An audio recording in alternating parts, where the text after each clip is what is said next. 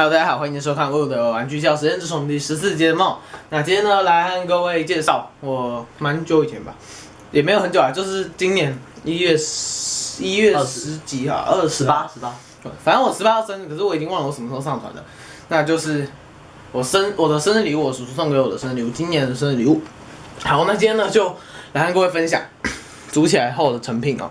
其实它组不需要太多时间，它只有几块比较大的部件跟几块比较小的部件做一个结合而已。不然我本来以为它是一个比较复杂的模型，结果后来其他只是还好。对，那名字的话就是 Boeing 777-300ER， 好，那就是波音777嘛。然后非常之就是朴素的这种简约的风格，走简约风的这种设计吧。好 ，www 就是它的一个网站吧。好，后面的话就是一个设计稿的部分，跟这个是它的一个那个什么性能数据。哦，好，那就是这样讲也可以。然后再来是条码啦、警告的一些事项什么。然后警告通常都是我们随便看一看，也知道不可以做什么事情。哦，好啦，这也不是很重要，就是狗屁要高嘛。好，可是它也不是啦，就只是没有警告，就是不能叫你把，对啊，不能射出去就对了，不能射出去，丢出去，哦，丢出去，不要乱想，这都是普遍级的。哦，今天贡丸兄刚忘了提，今天这集贡丸兄有来，我还在 ，OK 还在，对，可是我可能会分天上传，就是今天这一集跟之前的2集临时是同一天录的，那就是可能会分天上传就对了。好，那也跟上一集的那个玩具介绍的那个影片也是同一天录的，我们都是今天段考完录的，可是就上传可能会不同天吧。那今天的摄影的地方是心血来潮到就是我的这个之前看过了，之前200集有看过，就是这个我柜子旁边。上面这个组合柜上面那边录，因为我想说这个地方其实也不错了。好，那就是这样吧。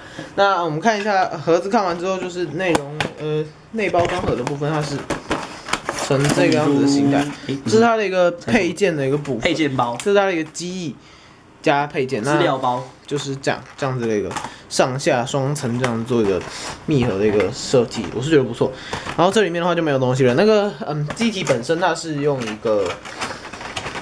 类似有点像那种，就是那种你去网上面订东西，然后他会用那种，不是泡棉了，就是有那种纸，可是也不是那种填充物，不是那种会啪的那种，它只是一种就是有点软的那种材质，然后就整个那样套住，然后再捆胶带这样，所以包装上面我是认为说非常不错啦。那内容物的部分的话，当然除了这个。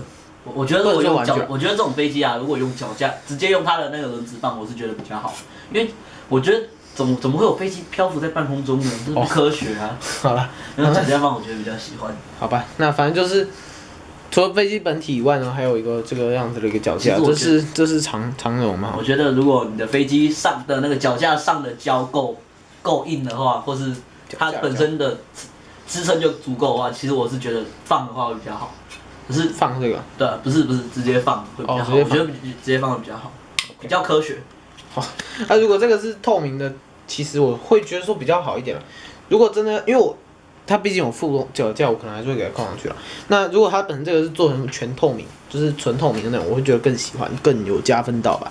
那它本身这里有个长绒的一个 mark， 然后脚架部分是2块部件，它是这边有没有看到？它不是直接拔开的，它是往前往前推再抽出来，那要扣下去就是这边有没有看到2个比较凸的，不是比较凸啊，我一挡到光了，比较大的这种正方形，然后嘟进去之后再往后刷，嘟进去之后再往后刷，好了，那就是这样，这边有个长方形的一个凸，扣的部分是在这个地方的一个长条状的一个凸对凹，哎呦扣上去之后是不错了，对，这个灰色的话是塑胶成型，还蛮胶的。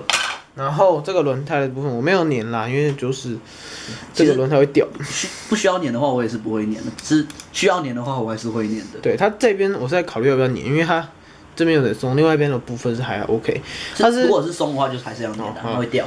那前面这个地方是卡很紧，它这个就是会转吗？它是可以拔掉的 ，OK。然后是会转的，它是橡胶轮胎，非常之不错。相信是吗？后面都是橡胶轮胎，相信这应该是蛮高档的玩具吧。模型类的东西吧。那因为我叔叔也没有告诉我正确的一个价格的部分，所以也不是很清楚。上面的话就是这样，那些鸡汤的一些刻画都是有做出来，但是它是完全平滑的，它都是印刷。我是觉得，如果这个东西没有仔细看，会以为是掉漆。对，这个如果真的没有仔细看的话，会以为是掉漆。它细节的部分都是有做出来，这种红这叫什么？可是逃生门。逃生应该不会有人从半空中都有做出来的，应该是逃生门吧？或许吧，或许是逃生门。这边的话也都是有，又掉了，什么东西掉了哦？我要去旁边玩轮胎，给我啊！好了，不然我们就先把轮胎拆掉了，直接拆掉了，先拆掉，不然会掉，麻烦。然后本身这个上面的话，引擎这边的话就是这一块跟这块可以分离。我完全没有粘啦，因为就是想说它卡的还算蛮紧的。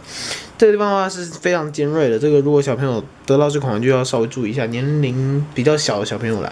虽然我们是小朋友吧，好，这个算是啊，算是小朋友。这个是它的一个这叫引擎嘛。然后我们刚在录之前呢，我发现了他拿了好几天、好几个月、快要几个月都没有发现的玩法，就是吹那个引擎，它就会吹这个引擎，它会转，它可以转动。对，我都没有发现说它这个可以动，今天不要吹了。好，不要吹了。